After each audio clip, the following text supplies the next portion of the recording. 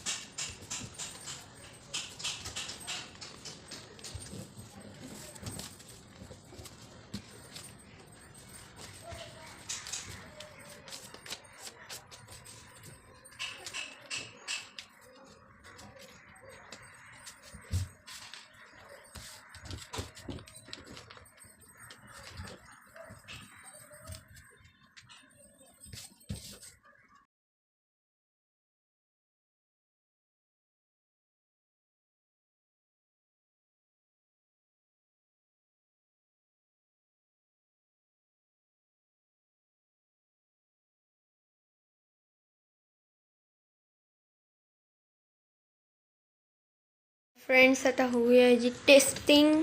3, 2, 1.